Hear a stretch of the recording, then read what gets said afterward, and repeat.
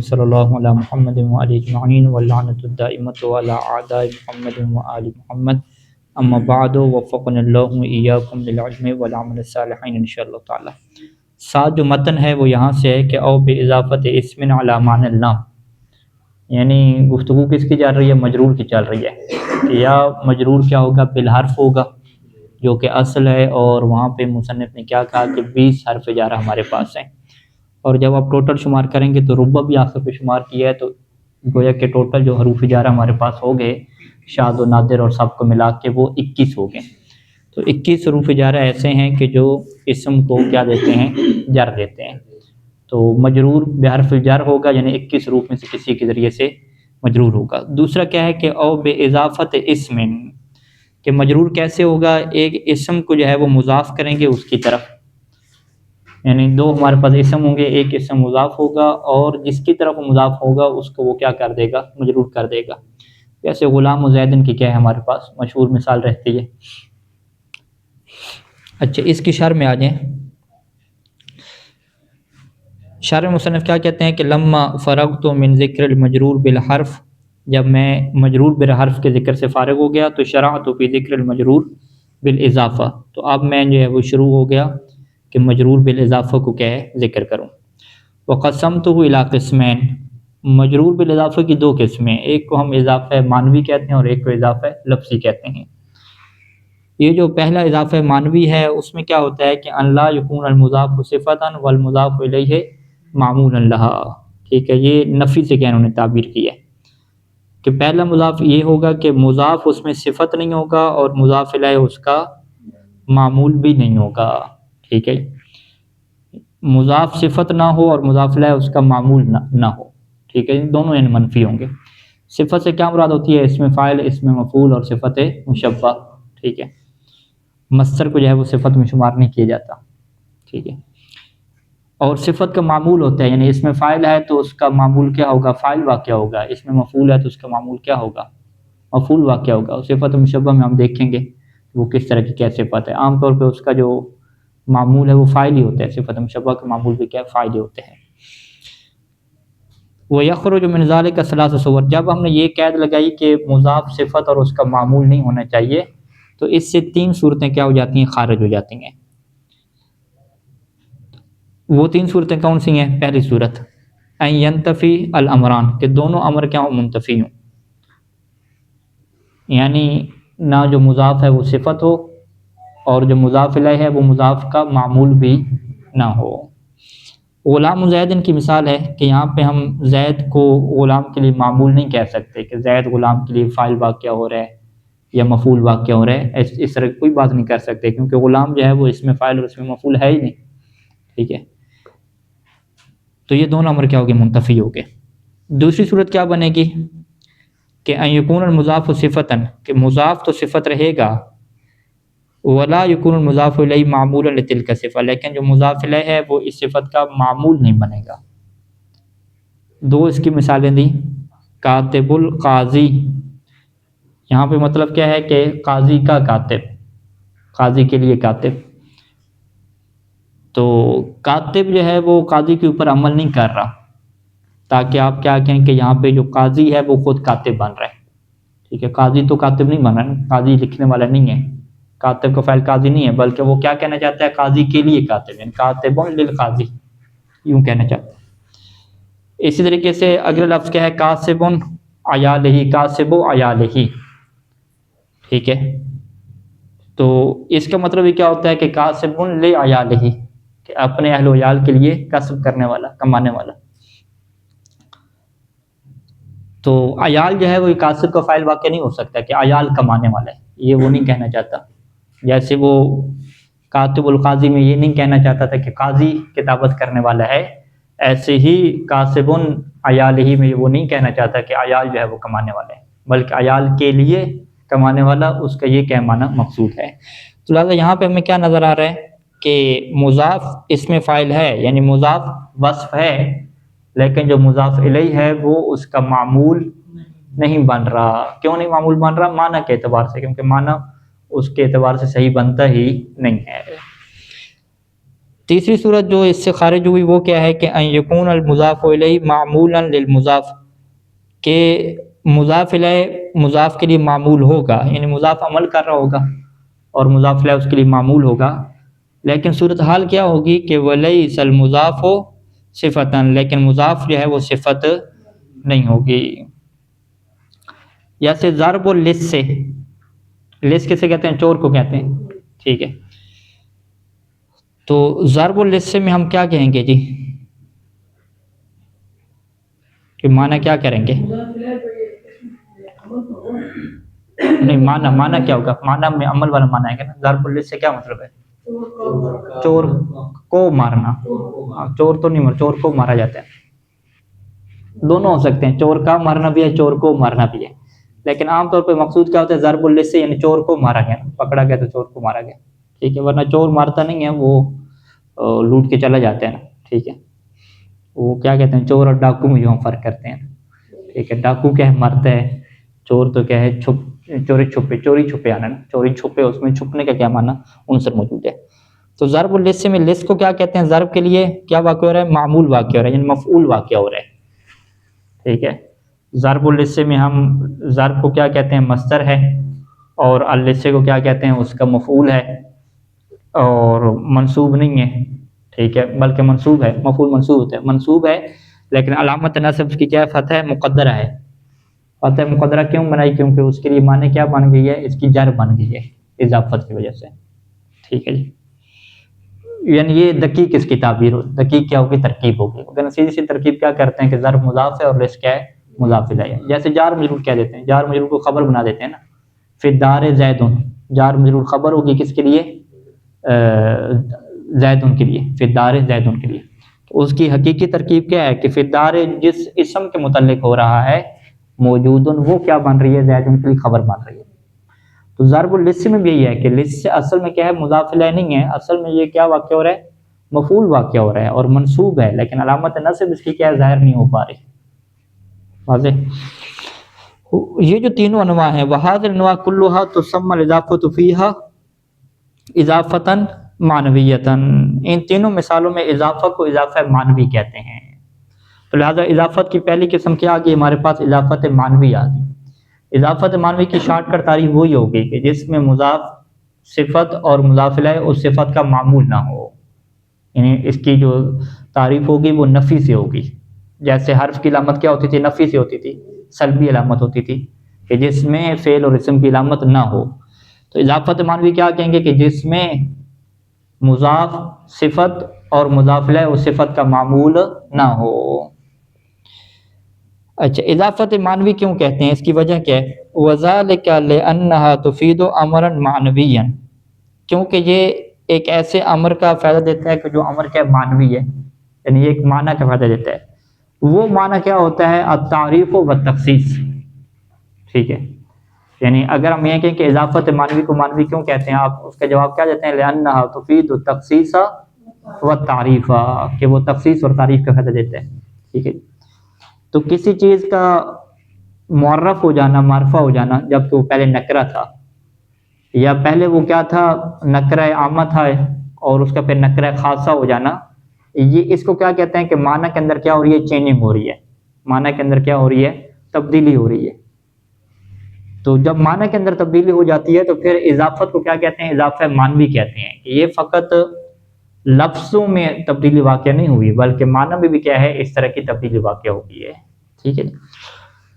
تو وہ امر معنوی کیا ہے کہ جس کا جو فائدہ دیتا ہے؟ وہ تعریف ہو، وہ امر معنوی تعریف ہوگا کب؟ ان کان المضاف الیہ معرفتاً، کہ اگر مضاف الیہ کیا ہوگا؟ معرفہ ہوگا۔ غلام زید، تو زید کیا ہے یہاں پہ؟ معرفہ ہے، غلام کیا ہے؟ نکرہ ہے۔ تو اب یہ قانون ہے کہ نکرہ جب مضاف ہو معرفہ کی طرف تو وہ نکرہ بھی کیا ہو جاتا ہے؟ کیا ہو جاتا ہے؟ نکرہ معرفہ ہو جاتا ہے نا۔ اس کو کیا کہتے ہیں؟ المضاف الی المعرف یا الاضافۃ الی المعرف کیوں کہتے ہیں؟ یہ معرفہ کی اقسام میں سے ہے۔ اچھا، وہ تعریف و تخصیص ہو، یہ امر معنوی کیا ہے؟ تعریف اور تخصیص ہے۔ تخصیص کب ہوتی ہے؟ ان کان المضاف الیہ نکرۃ، کہ اگر مضاف الیہ کیا ہو؟ نکرہ ہو، یعنی نکرے کا نکرہ کی طرف اضافہ ہو، ٹھیک ہے، جیسے ہم نے کہا تھا کہ تخصیص صفت سے حاصل ہوتی ہے موصوف صفت سے، ایسی تخصیص کہاں سے حاصل ہوتی ہے؟ جب آپ اس کو مضاف کر دیں نکرہ کی طرف۔ غلام و امراطن، غلام و زید نہیں کہا، غلام و رجل کہہ دیں یا غلام و امراطن کہیں گے تو پھر یہ کیا بن جائے گا یہاں پہ؟ غلام کیا بن جائے گا؟ نکرہ خاصہ بن جائے گا، ٹھیک ہے۔ امرت تو خاصہ نہیں بنے گی، امرت تو عام ہی رہے گی۔ تو یہ جو مضاف ہے یہ مضاف نکرہ مخصصہ بن جائے گا، نکرہ خاصہ بن جائے گا۔ اچھا، ثم ان هذا الاضافہ لا ثلاثۃ اقسام، پھر جو اضافت معنوی ہے اس کی تین قسمیں ہیں۔ احدها ان تكون على معنى فی، پہلا کیا ہے اضافت معنوی میں کہ وہاں پہ فی کے معنی میں ہوتی ہے، یعنی وہاں پہ فی کا معنی آ سکتا ہے۔ وہ کب ہوتا ہے کہ وذالک اذا کان المضاف الیہ ظرفا للمضاف،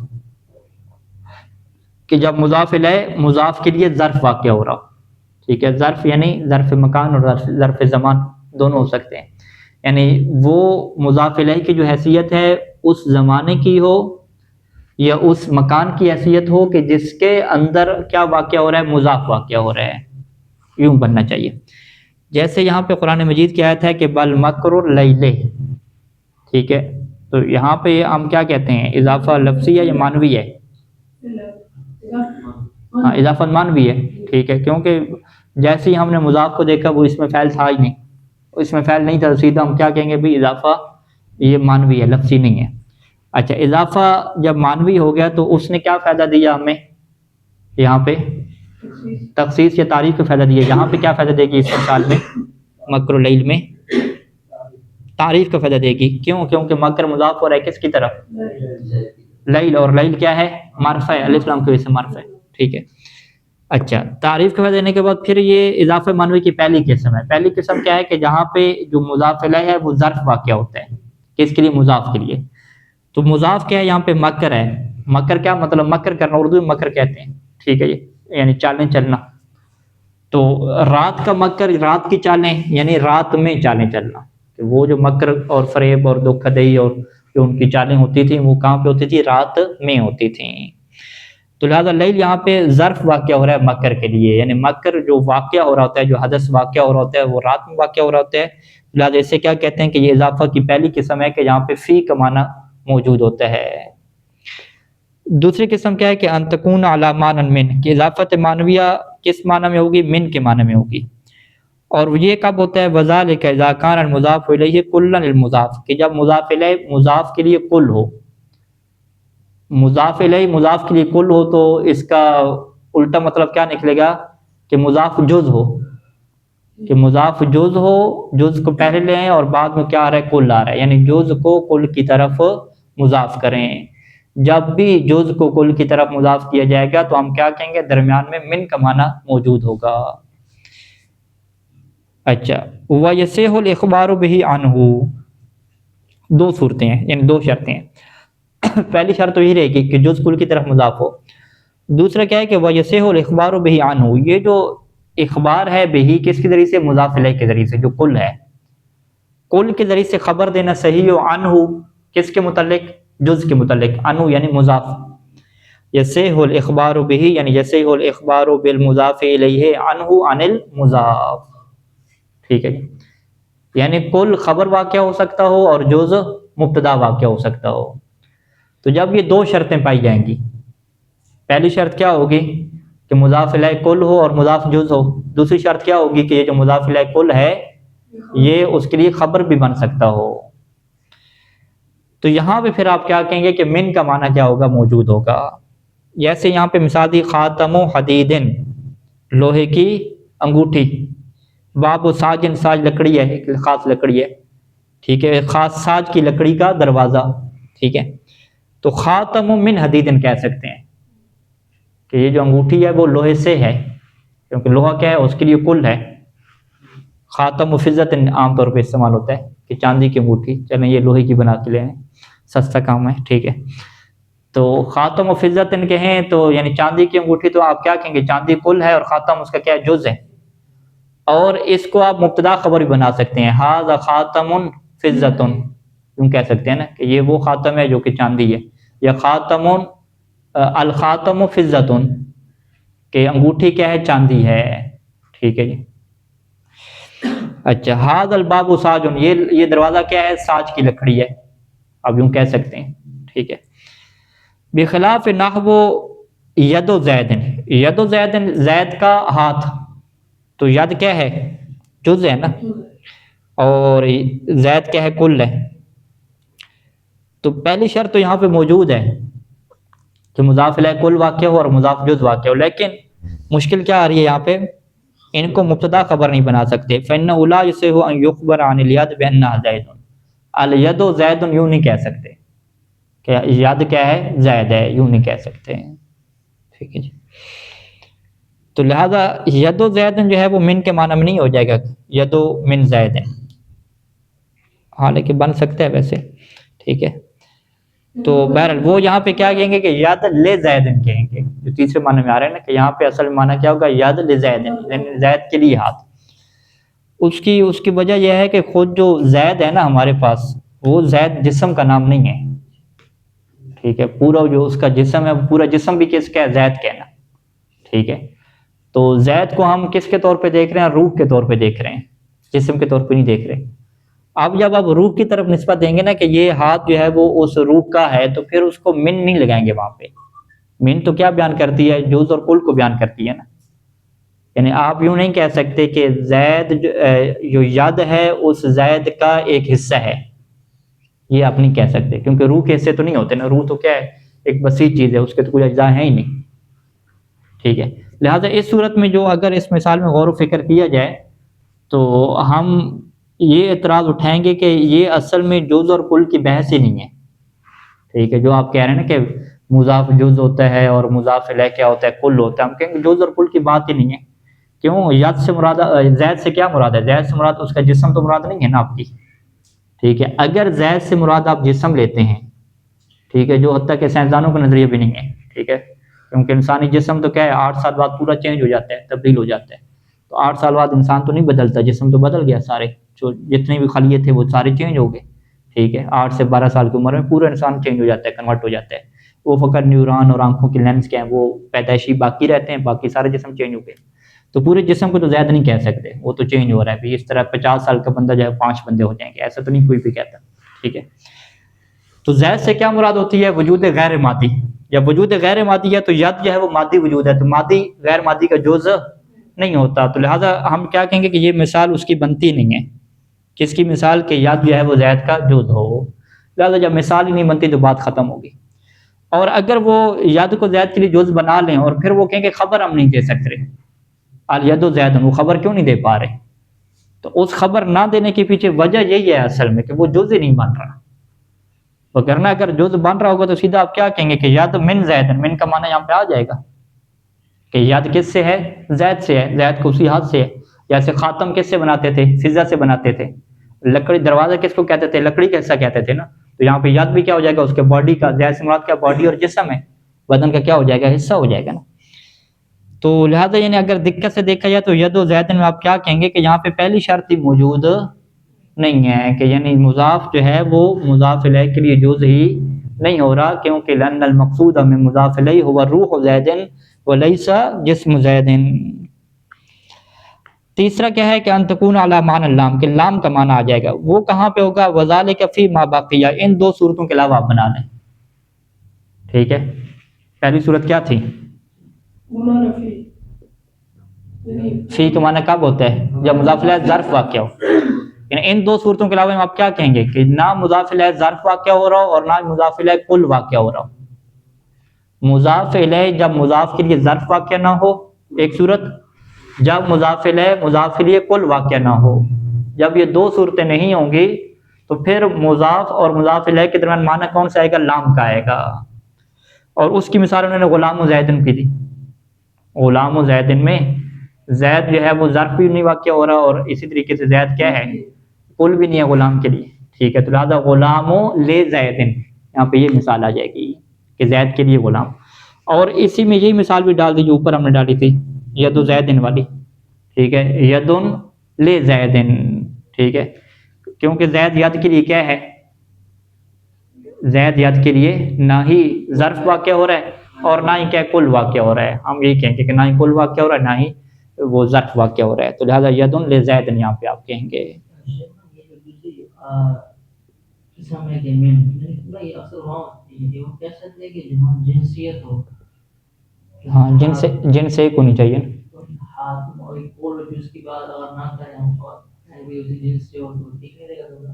ہاں یعنی اسی کا ہم جنس ہو، بالفاظ دیگر آپ یوں کہہ دیں گے کہ مضاف الیہ مضاف کے لیے کل واقع ہو، یا بالفاظ دیگر آپ کیا کہہ دیں کہ مضاف الیہ اسی مضاف کے لیے کیا ہو جنس واقع ہو رہا ہو، ٹھیک ہے، ایک ہی دونوں ایک ہی جنس سے ہوں، لیکن پھر آپ کہیں گے غلام اور زید ایک ہی جنس سے ہیں نا، دونوں حیوان جنس سے ہیں، اس میں پھر مشکل ہو جائے گی، کل کو آپ کو رکھنا پڑے گا۔ ہاں تیسرا جو ہے اصالت میں یہ پورا کہتے ہیں اس میں لام لام ملکیہ یعنی غلام اور زید میں نا کہتے ہیں لام ملکیہ ہے، ہاں لام ملکیت کو جو شو کرتی ہے یہ اس کے لیے لام ملکیت، ملکیت یعنی ملک کو شو کرتی ہے، ٹھیک ہے۔ اچھا تو یہ کیا ہے اضافت معنوی پہلی قسم ہوگی۔ القسم ثانی ان یکون المضاف صفتا والمضاف الیہ معمولا لتلک الصفہ، وہی جو ابھی شروع میں بیان کی تھی، ٹھیک ہے، کہ مضاف صفت ہو اور مضاف الیہ اسی صفت کا کیا ہو معمول ہو، ٹھیک ہے، عامل اور معمول کی صورتحال ہو اور عامل مضاف بن رہا ہو صفت کی شکل میں۔ وَلَهَا أَيْضًا ثَلَاثُ صُوَرٌ، اس کی تین صورتیں ہیں۔ پہلی کیا ہے اضافت و اسم الفاعل، اسم فاعل کا اضافہ کر دیں، هذا ضارب زید الآن او غدا، یہاں پہ ہم کیا کہتے ہیں کہ ضارب زیدن میں زیدن جو ہے وہ ضارب کے لیے معمول ہے، کیا واقع ہو رہا ہے ضارب کے لیے زید؟ فاعل واقع ہو رہا ہے، ٹھیک ہے، ضارب کے لیے زید کیا فاعل واقع ہے، ترجمہ ہم کیا کرتے ہیں زید کو مارنے والا تو نہیں کرتے نا، زید کو ماریں گے تو وہ تو مفعول بن جائے گا، مارنے والا زید کرتے ہیں نا، ضارب زیدن یعنی ضارب زید معنی مفعول والی کرتے ہیں، ہاں ہاں ضارب زیدن، ہاں ٹھیک ہے، ہاں کہہ دیا، ہاں یہ زید کا مارنے والا ہے، یہ زید کو مارنے والا ہے، ہاں یہ جب زید کو مارنے والا ہے تو پھر زید کیا واقع ہو جائے گا معمول واقع ہو جائے گا، ٹھیک ہے جی، ٹھیک ہو گیا۔ ہاں ضارب زیدن، یہ زید جو ہے وہ ضارب کے لیے مفعول واقع ہو رہا ہے کیونکہ ضرب اس کے اوپر واقع ہو رہی ہے نا، ہے مفعول اور علامت نصب اس کی فتح مقدرہ ہو جائے گی کیونکہ اس کے لیے معنی کیا بن جائے گی وہ جر جو اضافت کی وجہ سے آئی ہوئی۔ ایک سوال یہاں پہ آتا ہے جو آگے اس کا جواب آئے گا کہ الان اور او غدن یہ مثال میں کیوں مصنف نے شامل کیا، تو اس کی وجہ کیا ہے کہ وہ آگے جا کے بیان کریں گے کہ اس میں فاعل اور اس میں مفعول کے عمل کرنے کی شرط کیا ہوتی ہے کہ وہ زمانہ حال میں ہو یا استقبال میں ہو، اگر حال یا استقبال کے زمانہ کی تخصیص موجود نہ ہو اور وہ ہو سکتا ہے ماضی کے معنی میں ہو تو پھر وہ عمل نہیں کر سکتا، تو جب بھی عمل کی مثال لے کر آئیں گے تو وہ الان اور او غدن کی بات یہاں پہ کیا کی جائے گی واضح کی جائے گی، یا پورا جملہ ایسا ہوگا جس سے سیاق و سباق واضح ہو رہا ہو کہ یہ ابھی حال کی بات ہو رہی ہے۔ اچھا دوسری اس کی کیا صورت ہوتی ہے کہ وہ اضافت و اسم المفعول ہے کہ اس میں مفعول کو آپ مضاف کرتے ہیں، ھذا معمور الدار، ٹھیک ہے، یہ گھر کا معمور ہے، معمور کیسے کہتے ہیں معمور یعنی جو رہائشی ہوتا ہے نا، ٹھیک ہے، یہ گھر کا رہائشی ہے، ٹھیک ہے، عامر بھی اسے کہتے ہیں اور معمور بھی کہتے ہیں، یعنی اس کو گھر میں رکھا گیا ہے، اس کو رہائش دی گئی ہے گھر میں، ٹھیک ہے، ھذا معمور الدار یعنی یہ گھر کا رہائشی ہے، یہ نہیں وہ عامر اور معمور، معمور عین سے ہے، عین ٹھیک ہے، تعمیر کرنے والا بھی ہے، ایک اس کا لغت معنی کیا ہوتا ہے رہائش رکھنا، عامر، معمور المکان، المکان معمور کہا جاتا ہے کہ وہ مکان جو آباد ہو جس میں رہائش ہو، ھذا معمور الدار یعنی یہ اگر بندے کی آپ بات کریں یا گھر کی آپ بات کریں اشارہ گھر کی طرف، وہ ھذا معمور الدار ہے، نہیں وہ تو موصوف صفت ہو جائے گا، اضافہ کی معنی کریں جیسے ابھی پڑھا ہے اس میں صبح پڑھا ہے یعنی وہ ہمارا استعمال کیا ہے یعنی کہ اس گھر کا تعمیر کرنے والا، یہ معمول ہے کہ اس گھر کو بنانے والا ہو. نہیں، اس میں مفعول ہے. امر ہے، امر اور اس میں مفعول کیا ہے؟ جس کو بنایا گیا ہو. ہاذا معمور، اس کو بنایا گیا ہے. ٹھیک ہے، تو پھر دار کو کیا کہیں گے؟ دار کو کیا بنانا ہے معمور کے لیے؟ معمول بنانا ہے نا، نائب فعل بنانا ہے. ٹھیک ہے، ہاذا معمور الدار ہے، یعنی یہ جو ہے وہ معمور الدار ہے، یہ گھر کا رہائشی ہے، اس کو رہائش دی گئی ہے گھر میں. بلکہ نہیں، المکان معمور استعمال ہوتا ہے. المکان معمور یعنی یہ گھر رہائش والا ہے، تو ہاذا کے اشارہ اسی گھر کی طرف ہوگا. یعنی ہم کہتے ہیں کہ یہ جو دار ہے نا یہ معمور ہے. ہاذا معمور الدار یعنی اس دار کو آباد کیا جا چکا ہے، اس دار کو تعمیر کیا جا چکا ہے. تعمیر کیا جا چکا ہے وہ عثمانوی معنی میں ہوگا کہ اس کے اندر رہائش آ چکی ہے. ٹھیک ہے، آباد کیا جا چکا ہے. تو ہم کیا کہیں گے؟ معمور و دار میں دار جو ہے وہ نائب فعل واقع ہو رہا ہے معمور کے لیے. اور اصل میں بات کیا ہے کہ جو بولی جاتی ہے کہ الدار معمور، لغت میں بولا جاتا ہے المکان معمور، وہ مکان کے جسے آباد کیا گیا ہو. الدار معمور، وہ گھر کے جسے آباد کیا گیا ہو. تو ہاذا اسی گھر کی طرف اشارہ ہو جائے گا کہ ہاذا معمور دار ہے، کہ یہ گھر کون سا ہے؟ جسے آباد کیا گیا ہے. ٹھیک ہے، تو ضارب زید میں جو زید کو ہم نے کیا بنا دیا تھا؟ وہ مفعول بنا دیا تھا ضارب کے لیے. اور معمور الدار میں ہم دار کو کیا معمور کے لیے بنائیں گے؟ نائب فعل بنا دیں گے کہ اس گھر کو جو ہے وہ آباد کیا گیا ہے. اور ظاہری بات ہے وہ آباد کرنے والے کو وہاں پہ ذکر نہیں ہوگا، کیونکہ فعل مجہول ہے نا، فعل مجہول میں فاعل کا پتہ ہی نہیں ہوتا. اچھا، یہاں پر بھی قید کیا لگائی؟ الان، الان اور غدن کی قید لگائی نا، کیونکہ اس میں مفعول بھی تب عمل کرتا ہے کہ جب حال یا استقبال کے معنی میں ہو. تیسری چیز کیا ہے کہ واضافت و صفت المشبہ باسم الفاعل، کہ وہ صفت جو اسم فاعل کے مشابہ ہے. ہاں، صفت جب اسم فاعل کے مشابہ ہے تو اس کا کیا ہوگا؟ فاعل ہوگا، یا وہ اگر عمل کر رہی ہے تو اس کا مفعول ہو جائے گا. ٹھیک ہے، صفت مشبہ جو اسم فاعل کے مشابہ ہے اس کو آپ مضاف کریں، جیسے ھذا رجل حسن الوجہ، حسن الوجہ، یہ شاید مثال ہوگا. تو الوجہ کیا واقع ہو جائے گا؟ حسن کے لیے فاعل واقع ہو جائے گا کہ یہ چہرہ جو ہے نا خوبصورت ہے.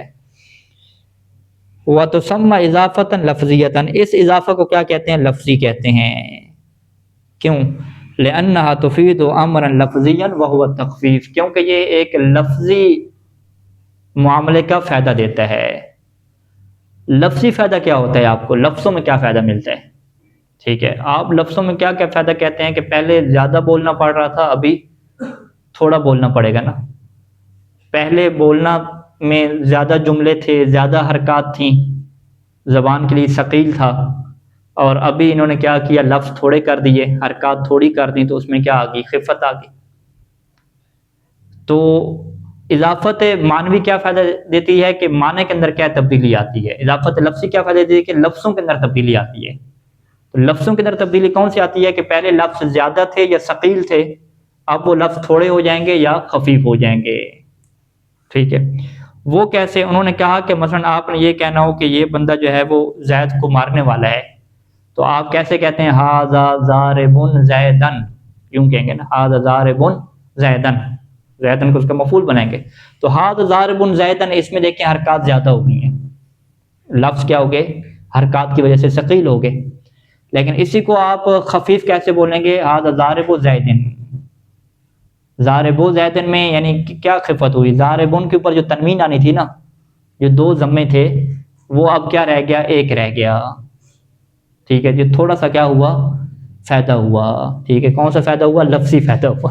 ٹھیک ہے، پہلے ضاربن زیدن کہہ رہے تھے، تو ابھی کیا کہہ رہے ہیں؟ ضارب زیدن کہہ رہے ہیں. تو ضاربن میں نون آ رہی تھی، نون تنوین جسے کہتے ہیں، اور ضارب زیدن میں نون تنوین نہیں آ رہی. اچھا، یہ کیا دیتے ہیں؟ امر لفظی کے فائدے دیتے ہیں. امر لفظی کیا ہوتی ہے؟ تخفیف ہوتی ہے. تخفیف کا کیا مطلب ہے کہ دو حرکتوں کی جگہ پہ ایک حرکت کا آ جانا، یہ تخفیف ہوتا ہے. لفظ تو کم نہیں ہوں گے، بس جو حرکات ہیں نا وہ آپ کے پاس کیا ہو جائیں گی؟ تھوڑی ہو جائیں گی. الا ترى، کہ آپ نہیں دیکھتے کہ ان قولک، یہ جو آپ کا قول ہے ضارب زیدن، یہ اخف ہے آپ کے کس قول سے؟ ضارب زیدن سے. کیوں؟ ضارب پہ تنوین ہے اور ضارب زیدن پہ تنوین نہیں ہے. وقدل باقی، اسی طریقے سے باقی بھی آپ دیکھ لیں، ٹھیک ہے. ہاذا معمور الدار کو کیسے پڑھیں گے؟ ہاذا معمور الدارو، یوں کر کے پڑھیں گے نا، ہاذا معمور الدارو، پورا پڑھیں، یہ ثقیل ہو جائے گا. ولا تفید تعریفا ولا تخصیصا، اس کا کوئی معنوی فائدہ نہیں ہوتا، یعنی یہ تعریف اور تخصیص کا فائدہ نہیں دیتا. ولہذا صح وصف ہدیا ببالغ مع اضافت الى المعرفت، اسی وجہ سے صحیح ہے کہ آپ قرآن مجید کی آیت میں حادث کو صفت بنا لیں جبکہ یہ معرفہ کی طرف مضاف ہو رہا ہے. ٹھیک ہے، کیسے جی؟ آیت کیا ہے؟ ہادیا بالغ الکعبۃ، حد کی صفت لے کر آئیں. ہادین کو آپ کیا کہتے ہیں؟ آیت میں موصوف کہتے ہیں، اور بالغ الکعبہ کو کیا کہتے ہیں؟ صفت کہتے ہیں، یعنی وہ قربانی جو کعبے تک پہنچنے والی ہو. اب یہاں پہ موصوف صفت کے قوانین میں کیا ہے کہ دونوں نکرہ ہونے چاہیے نا. آپ کا یہاں پہ موصوف کیا ہے؟ نکرہ ہو گیا. بالغ الکعبہ کو آپ کیا کہتے ہیں؟ نکرہ ہی کہیں گے. بالغ الکعبہ کو ہم کیا کہیں گے کہ بھئی وہ الف لام کی طرف جب مضاف ہوا تو وہ معرفہ کیوں نہیں بنا؟ ٹھیک ہے، کیوں آپ کہیں گے؟ کیونکہ وہ وصف آ گیا ہے. بالغ کیا وصف آ گیا ہے، اور کل الکعبہ کیا اس کے لیے معمول ہے، اور یہ اضافہ لفظی ہے. اضافہ لفظی کی وجہ سے ہمیں کوئی معنوی فائدہ حاصل نہیں ہوتا. لہذا یہ الف لام کی طرف مضاف ہونے کے باوجود بھی نکرہ ہی رہے گا. جب نکرہ لے گا تو اس کی صفت لانا درست ہو جائے گا. وصح مجیء ثانی حالا مع اضافۃ المعرفہ فی قول تعالی، اور اسی طریقے سے جو ثانی ہے اس سے بھی حال اس کا آنا صحیح ہے جبکہ وہ مضاف ہو رہا ہے معرفہ کی طرف اللہ تعالیٰ کے اس قول میں. ثانیہ عطف ہی، ثانی مضاف ہو رہا ہے کس کی طرف؟ عطف ہی. اور عطف ہی کیا ہے ہمارے پاس؟ نہیں، عطفی حال نہیں ہے. عطفی کیا ہے؟ معرفہ ہے نا. عطف ہی، عطف کس کی طرف مضاف ہو رہا ہے؟ ہی کی طرف نا، ضمیر کی طرف. عطف ہی ہمارے پاس کیا ہے؟ عطف ہی تو یہ اضافت معنوی ہے نا، کیونکہ عطف کیا ہے؟ وصف نہیں ہے نا، اس میں فاعل نہیں ہے. شاہد مثال عطف ہی میں نہیں ہے. شاہد مثال کس میں ہے؟ ثانی میں ہے. کہ ثانی کو جو ہے نا گزشتہ آیت کے مطابق کیا بنا دیں گے کہ حال بنا دیں گے. پوری آیت جب پڑھیں گے تو اس میں یہ کیا واقعہ ہو رہا؟ حال واقعہ ہو رہا. اور ابھی ہم نے حال کی تعریف پڑھی ہے. حال کی تعریف میں کیا تھا؟ وصف نکرۃ، ہاں، وصف نکرۃ یقع فی جواب کیف، تو اس کی تعریف میں کیا تھا؟ نکرہ ہونی شرط تھی نا. تو ابھی ہم کیا کہیں گے بھائی ثانی جب مضاف ہو رہا ہے معرفہ کی طرف تو یہ تو معرفہ ہو جانا چاہیے. ٹھیک ہے، تو ہم کیا کہیں گے؟ ثانی معرفہ نہیں ہوگا. بھی کیوں نہیں ہوگا؟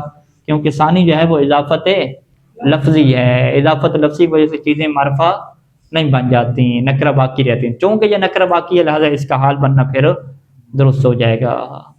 صلی اللہ علیہ محمد و آلہ اجمعین.